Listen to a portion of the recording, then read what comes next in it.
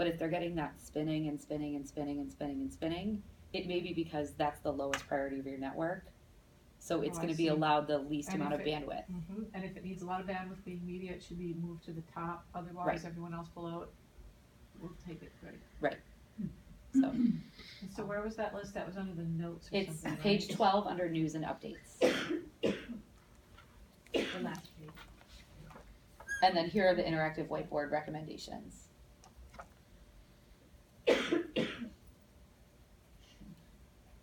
So we try to be as transparent as possible. And part of it is just every district's technology is set up differently.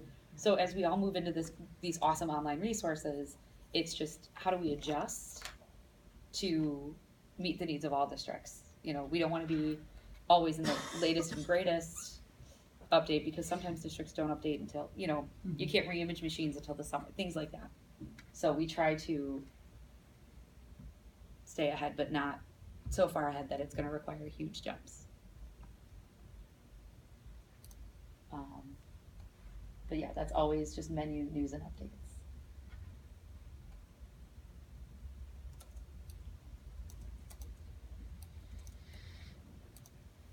Other questions or things? We only have 10, 15 minutes left. I mean, I'm happy to stay longer, but I know you guys have stuff to do and buildings to attend to, things like that.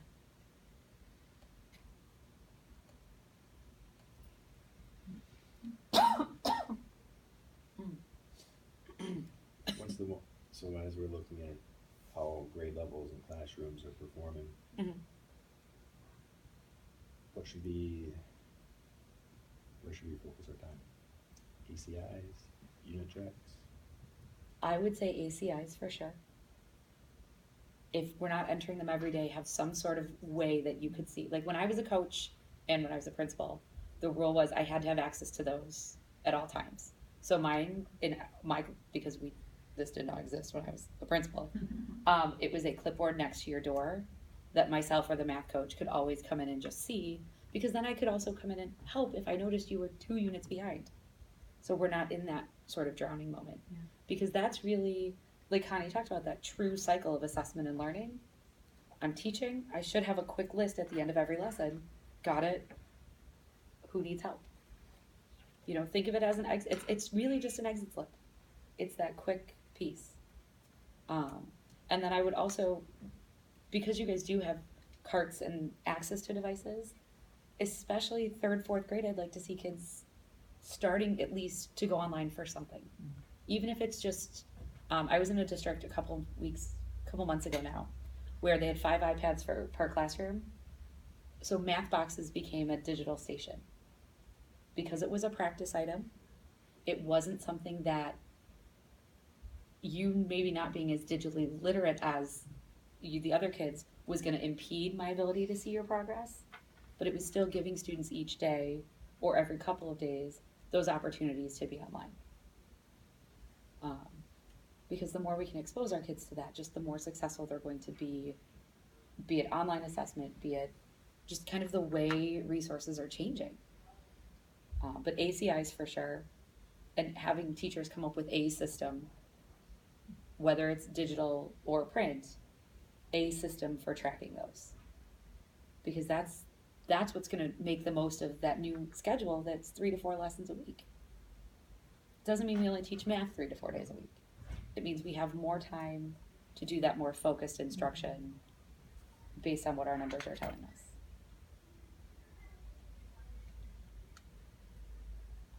But yeah, those would be my 2 big, ACIs and student online, at least in some way.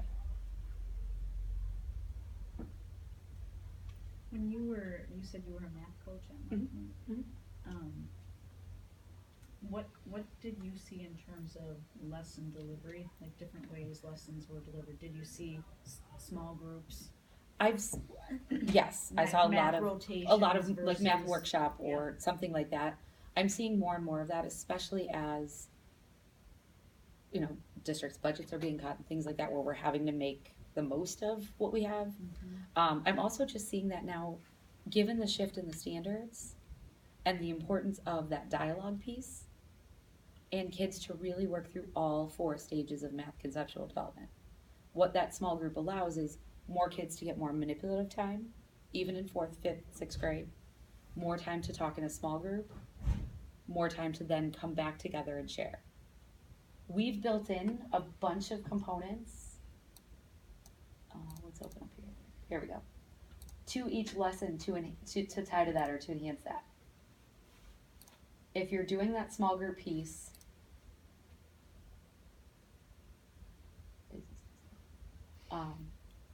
So did they deliver like a large group lesson and then break into small groups, or Mhm. did they deliver the same lesson over and over again? starts with, no, so it would start with the math message. Yep. So the mental math and fact fluency, daily 5 minutes, that's just your warm up. Yep.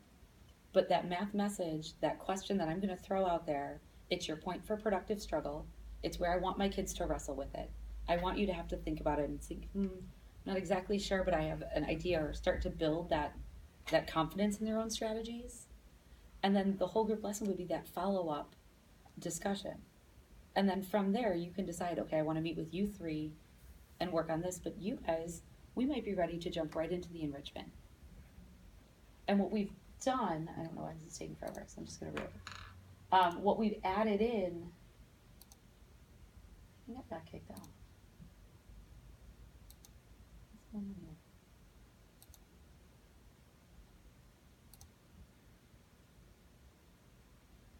Did I get kicked out?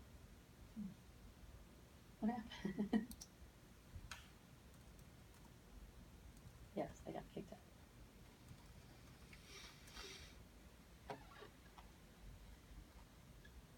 We've added in a component to every lesson that is a summarize feature. So that if we've been working in small groups, we can still, just like we would in like a reading workshop, we would come back together with that final share out. We've added in that summarize into every lesson. So that even if you're driving in small So group, let's go to advanced. okay, And proceed. Proceed. okay. Oh, okay, that's what happened. Yep, Mary, whoever, or is it Jesse? Thank you. This happened while I was teaching. I was like, I can't fix this one. Like, can someone help me? It's, yeah. Double checks to make sure you're a real person every couple hours. Right, right. Okay, that explains why it wouldn't open images then. It's good, but. Sorry. No, you're.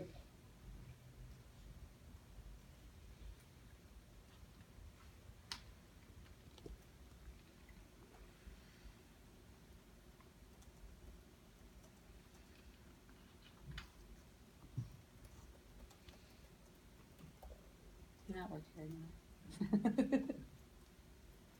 Was The always- trouble when you have your machines save your passwords and then you come on Yes. to somewhere else in the district and they have no Forget, idea that's what I you was just did. saying. Well, my thing was always too, I can't type in front of adults. I Yeah, can't type in front of an yes. audience. I like you start and you're like, this is not what I was trying to say. My fingers are never on the home key, the home row.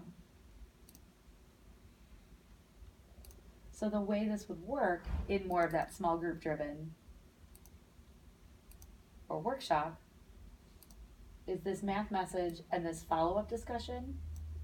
This would be how I'm kicking off my lesson. This would be my sort of mini lesson, just keeping in mind that, you know, if you're a Lucy Calkins or, you know, F&P purist, a math mini lesson is not a 10-minute mini lesson the way it is in language arts.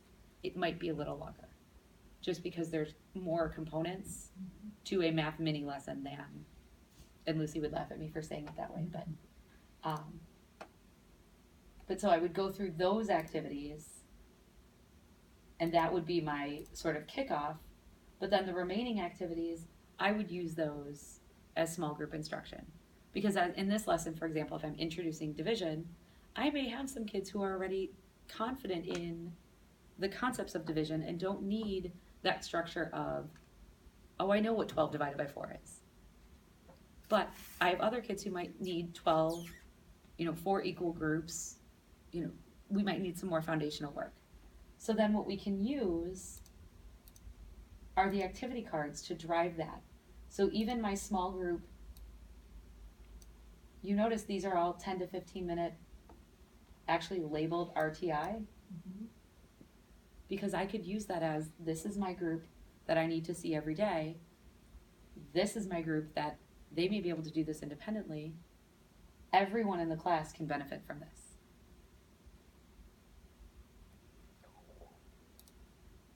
But then at the end of the focus part, you're going to see this.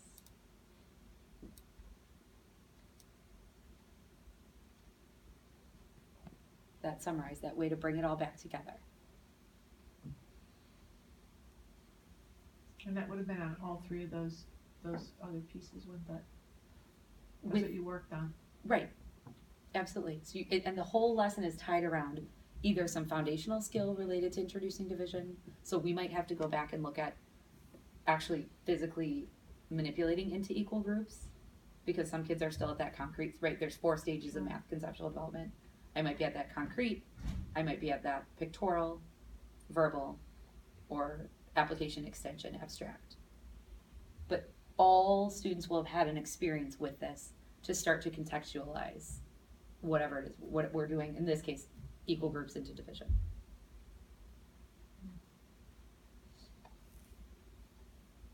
But it gives a nice way to still drive that small group instruction, but everyone can come back and share out.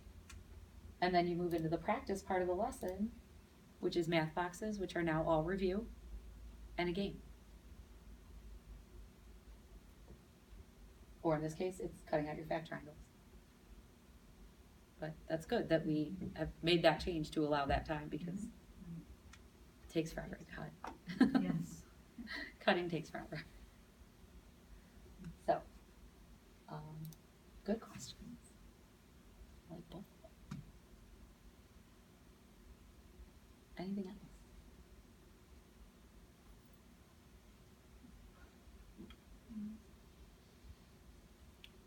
So I'm gonna go back to the codes. Yes. So Connie, when you were you gave codes to first grade, right? So they're set? Codes, Master codes. Master yes, codes for the student edition, for the yes. student edition and, But what I didn't do is, most of them had 2 teacher editions. I did not show them how to take one away, cause I didn't know which one, how that Okay, affected yes, your that's style. okay. so this Expired or is, something. so I went and checked, and so I just got an email from, my assistant Missy. And so here's, I'll have to talk to Frank, cause I'm guessing that neither one of you can undo this, but when we purchased the program, they should have given us 6 years of dates, Teacher editions, right? Teacher And- edition, and- yeah. And student editions Students renew each year with, Journals. with your journals. right. So students, you set an expiration date, but then you just have to undo the expiration date. It'll ask you for a new redemption Yeah. code. No, it's just a new end date on a multi-year license. Oh, okay. Wait, say that again, So first grade teachers whose kids were in last year, and right? let's say they had redeemed the student edition. Correct. So and they probably set their expiration date for June 30th of 2015 or Right. July 30th, whatever it was. Right. When they came back to school this fall, on this main Connect Ed screen, and I might even have one, it would say your content is expired. See, your content is expired. So click manage content. And then they would just have to update the expiration date, just like that. Correct, but our teachers, I mean, so they can do that individually, Mhm. but on your back end, Mhm. we, the district, need to make sure that we've paid the subscription fee to make sure that when they log into that Correct. date, that date is working. Yes, yep. Because my understanding of how Connect works, we have all these other programs as Right, well. yep. So they have to return those books so that the next teacher can check them out to the next year's. It happens automatically. We do that automatically for you July 15th. Okay, but, so here, what I'm gonna get at is, first grade's okay, but what K's not all right at is, I'm not sure that we purchased the student versions for K when you put in all of your orders for last year. Do you remember this Oh. conversation, Jesse? Did we purchase them for kindergarten or did we not? And we didn't, we might not have known what that was, and so we might not have. Because isn't it the 3 little things that go home too? It's the My First Math book, which is the 2-sided book, and then the Math at Home is a totally separate component. So you're just talking about the My First Math journal. right, And teachers told me today that, because I did ask,